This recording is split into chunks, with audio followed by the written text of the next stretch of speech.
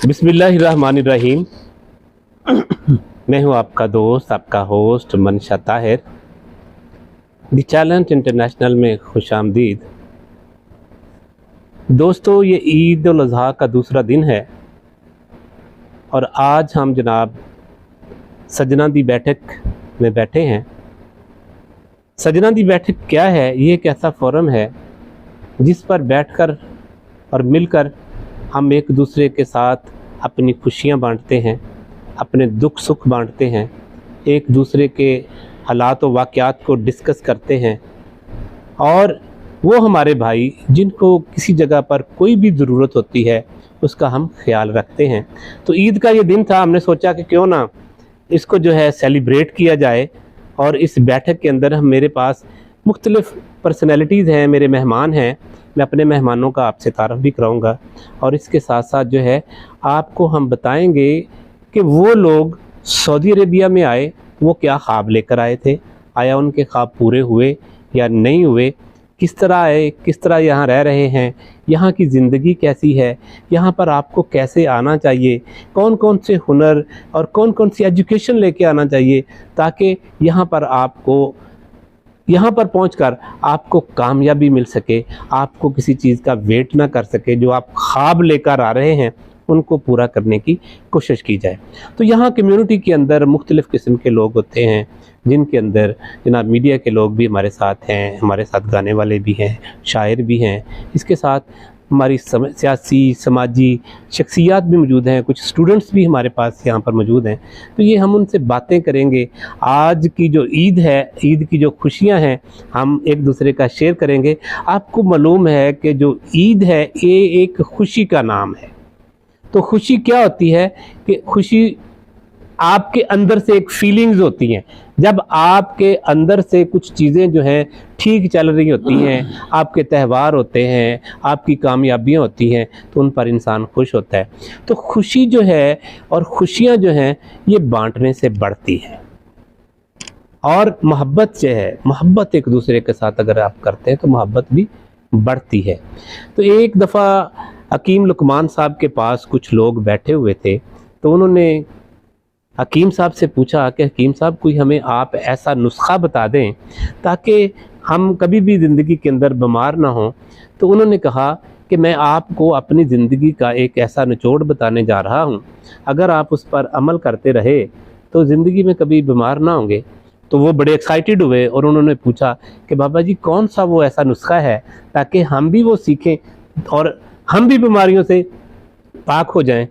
तो उन्होंने क्या कहा कि मोहब्बत और प्यार और इज़्ज़त लेना और देना सीख ले तो ज़िंदगी में आप कभी भी बीमार नहीं होंगे। लेकिन उस महफ़िल के अंदर कुछ हम जैसे लोग भी मौजूद थे, क्योंकि जिनको ये होता है कि वो यार ये बाबा जी ने क्या कह दिया। उन्होंने कहा बाबा जी अगर फिर भी बीमार हो जाइए तो फिर, उन्होंने कहा पुत्र यदि थोड़ी जी डोज बढ़ा दो, अगर आप उसको बढ़ाते जाएंगे उतनी वो बढ़ती जाएंगी। तो ईद का त्यौहार है, इस पर हम खुशियां हैं। अल्लाह पाक से हमारी दुआ है कि अल्लाह पाक हमें सब को जो है खुशियाँ, मोहब्बतें, प्यार और खलूस बांटने वाला बना दे। बांटने वाले बन जाएंगे तो अल्लाह पाक जो है आपको कामयाबियों से नवाजेंगे। तो मेरे सबसे पहले जो मेहमान हैं आज की हमारी महफ़िल में मौजूद हैं, तो उनका तल्लुक़ जो है मीडिया के साथ है। आज तक न्यूज़ के ब्यूरो चीफ़ हैं जनाब मिर्ज़ा रियाज़ बेग साहब। मिर्ज़ा रियाज़ बेग साहब जो हैं आज तक न्यूज़ के ब्यूरो चीफ़ हैं। तो हमारी ये कह लें कि खुशकिस्मती है कि आज हमारे प्रोग्राम में ये मौजूद हैं। तो हम इनसे पूछेंगे कि क्योंकि सऊदी अरब में, पाकिस्तान में से अगर कोई हर बंदा आप जाते हैं तो वो चाहता है कि मैं जल्द भागकर भी सऊदी अरब पहुंच जाऊं। मिर्ज़ा साहब, मैं आपसे पूछना चाहता हूं कि वो जो हमारे भाई, हमारे दोस्त, हमारे जो प्यारे वहाँ पर बैठे हैं, वो यहाँ आने के लिए बड़े बेताब होते हैं।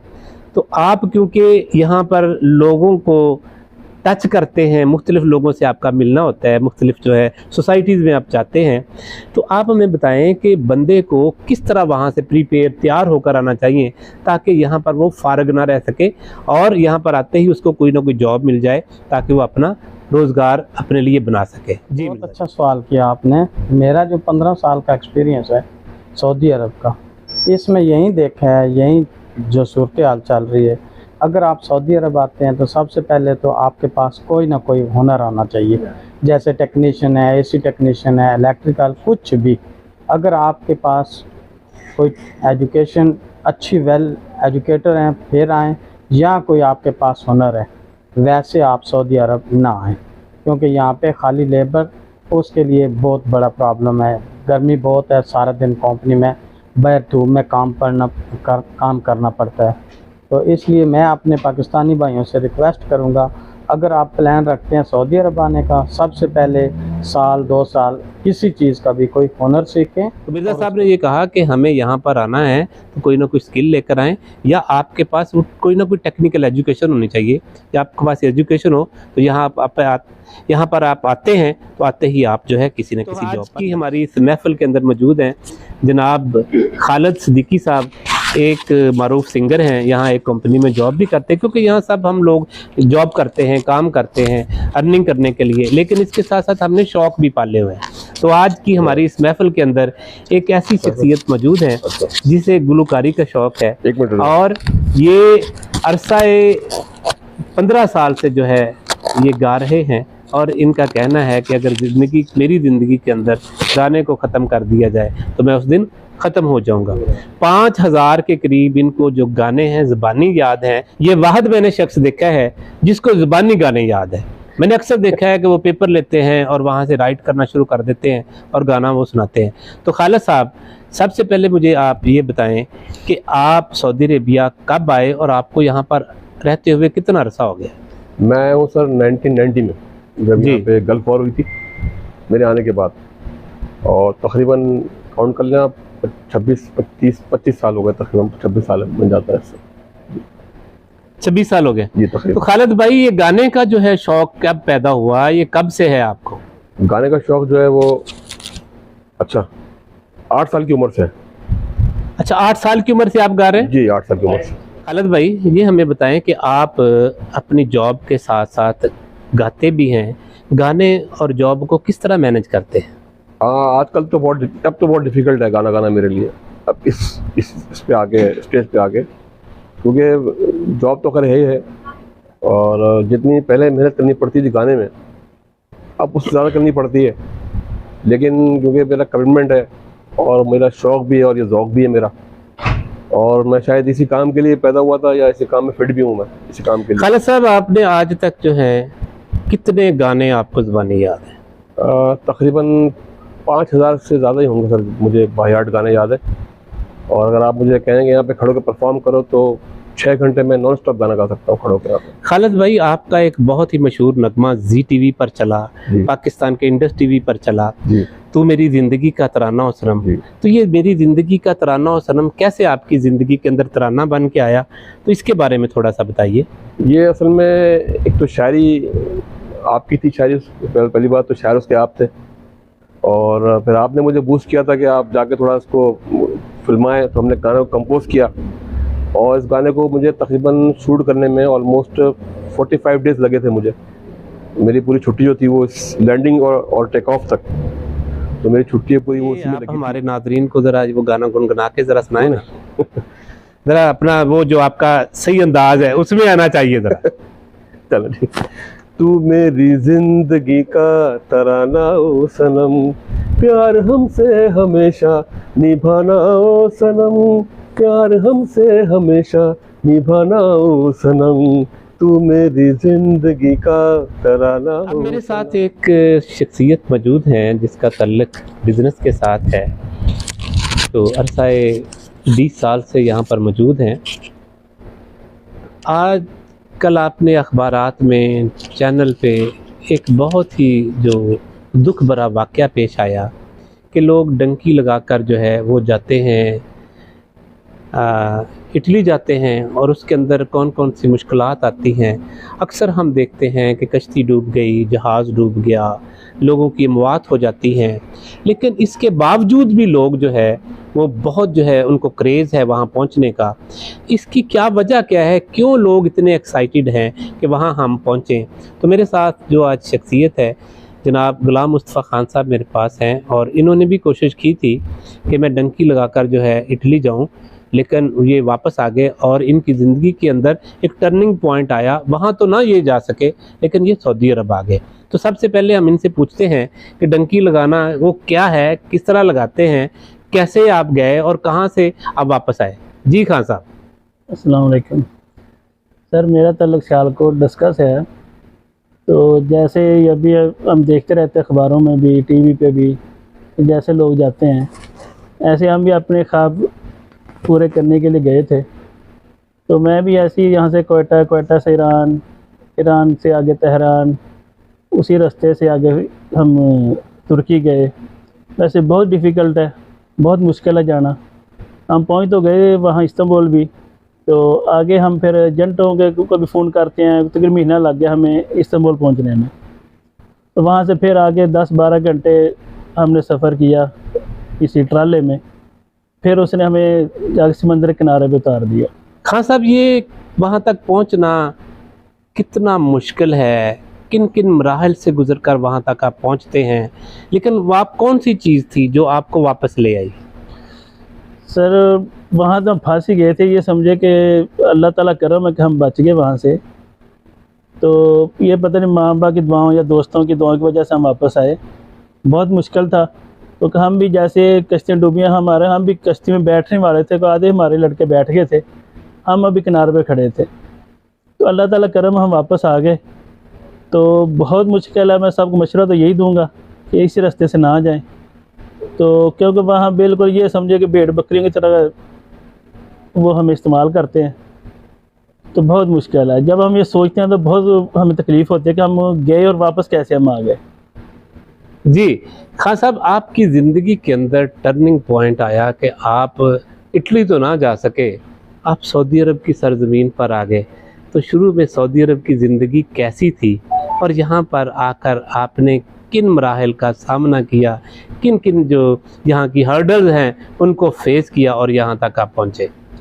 सर जब मैं वहाँ से वापस आया ना, तो मेरा दिल, बाद में दोस्तों ने बहुत कहा यार यूरोप ज़्यादा इधर जाते हैं, मगर मैं किसी भी एक दफ़ा भी होता ना, एक सेकंड भी, 1% भी मेरा दिल नहीं किया यूरोप जाने को। मैंने सबसे पहले तरजीह सऊदीया को दी। फिर तो सऊदी में आया हूँ, तो अल्हम्दुलिल्लाह 1-2 साल मुश्किल गुजरा है, मगर ये यहाँ पे जो भी हमारे पुराने दोस्त हैं वो यही बोलते हैं कि 1-2 साल जो मुश्किल में गुजारते हैं ना, उसके लिए आसानियाँ पैदा होती हैं। तो हमने भी ये मज़दूरों की तरह बहुत मुश्किल से गुजारा करते, कभी खाने के लिए भी पैसे नहीं होते थे। तो अल्हम्दुलिल्लाह 2 साल हमारे बहुत डिफ़िकल्ट गुजरे। उसके बाद अल्लाह ताला ने सुन ली, वो आप दोस्त वगैरह मिल गए हमें, आपकी वजह से आपका बहुत, हम जैसे जैसे हम कारोबार में आपका साथ है, जब से हम स्टार्ट किया आपसे हमारी दोस्ती है, आपने हमें बहुत मशवरा दिया। तो आपकी वजह से और एक हमारे दोस्त हैं काशिफ भाई साहब, उनकी वजह से हमने स्टार्ट किया। उसके बाद हमें एक इंडियन लड़का था, उसको मैं नहीं भूलूँगा कभी भी, तो उसने मेरा बहुत साथ दिया। केरला का लड़का था रबीउल्लाह, उसने मेरा सब बहुत आपकी तरक्की का राज क्या है? तरक्की का राज सर, एक तो माँ बाप की दुआएं, तो कोशिश यही होती है कि माँ बाप नाराज़ ना करूँ। दूसरा बहन भाई, और ख़ास तौर पे दोस्तों को मैं साथ बहुत सिंसियर हूँ कि जब भी कोई मुश्किल वक्त दोस्तों को होती है, मैं लाजमी उनके पास पहुँचता हूँ। उनको मदद की ज़रूरत हो, कुछ भी हो, ख़ास दोस्तों का और माँ बाप का और बहन भाइयों का, और जो हम हर वक्त दोस्तों काम आते हैं, मेरे ख्याल में सबसे बेस्ट वही है मेरा टर्निंग पॉइंट। जी, हमारी बैठक में एक ऐसी ही प्यारी शख्सियत मौजूद है, उनके चेहरे पर हमेशा मुस्कुराहट बिखरी रहती है और बहुत ही बड़े दिल वाले हैं। तो हम इनसे भी पूछेंगे कि क्या ये ख्वाब लेकर यहाँ आए थे, उन ख्वाबों को पूरा करने के लिए इनको किन किन हालात से गुज़रना पड़ा। तो एक और चीज़ मैं बताऊंगा जो मुझे इन्होंने ऑफ द कैमरा बताया था। माशाल्लाह इन्होंने यहाँ पर आके तरक्की की और पाकिस्तान में भी माशाल्लाह इन्होंने बड़ी तरक्की की है। तो ये आप मुझे, जहाँ हाजी असगर साहब मेरे साथ मौजूद हैं, तो प्लीज़ आप बताइए कि आपकी जो ज़िंदगी है, जब सऊदी अरेबिया आए थे, सऊदी अरब आकर आपने किन हालात का सामना किया और आज अपने जो मामलात हैं, आया उनसे आप सेटिस्फाई हैं, खुश हैं? जी अस्सलाम वालेकुम। सऊदी अरब में कम अज़ कम मुझे तकरीबन 22 साल हो गए हैं इधर आए। तो फर्स्ट टाइम जब मैं इधर आया तो 700 रियाल मेरी सैलरी थी मेरी। तो बहुत मुश्किल हालात मैंने तकरीबन कम अज़ कम 3 साल गुजारे इधर। तो 3 साल मेहनत की, मतलब गालियाँ भी खाई, सारे काम किए, लेकिन एक मिशन लेके आया था कि नहीं यहाँ कामयाब होना है। तो दिन रात एक किया, मेहनत की, बहन भाइयों का ख्याल रखा, माँ बाप का ख्याल रखा। तो 21-22 साल इधर मुझे तकरीबन मैक्सिमम हो गए हैं। तो 3 साल के बाद मुझे फिर अल्लाह ताला ने अपना काम दिया, फिर अपनी शॉप दी। तो दिन रात मैंने मेहनत की, तो अल्लाह ताला ने मुझे दुनिया की हर चीज़ से नवाजा। फिर माँ बाप को हज कराया, बहन भाइयों को उम्रे करवाए, खुद हज किए, बच्चों को बुलाया। तो मतलब तरक्की की राह पे चलते ही गया, ना किसी के साथ कभी जुल्म किया, ना मतलब कुछ हुआ। हाजी साहब, आपकी ज़िंदगी में कौन सी ऐसी शख्सियत है जिसको आप समझते हैं कि इस मेरी ज़िंदगी के अंदर जो तरक्की है मेरी, इसकी वजह से आई? और इसके अलावा आपने एक मॉडल हाउस बनाया है, उसके बारे में आप हमें अपनी ज़ुबानी बताइए। तरक्की यही है कि मतलब एक शौक़ था मेरा कि अगर 20-25 साल का सऊदीया में लगा के अगर वापस जाएं तो कम से कम अगर आप अल्लाह ने दिया है तो लगाएं। वो जो मैंने बनाया, घर मैंने बनाया, तो इसीलिए उनको बोला कि कम से कम जब आदमी अंदर बैठा हो तो पता चले कि दुनिया की हर फैसिलिटी बच्चों को मिले। तो अल्हम्दुलिल्लाह ये है कि माँ बाप को कभी परेशान नहीं किया, बहन भाइयों के नहीं किया, तो अच्छे दोस्त मिले। तो यही तरक्की का राज है।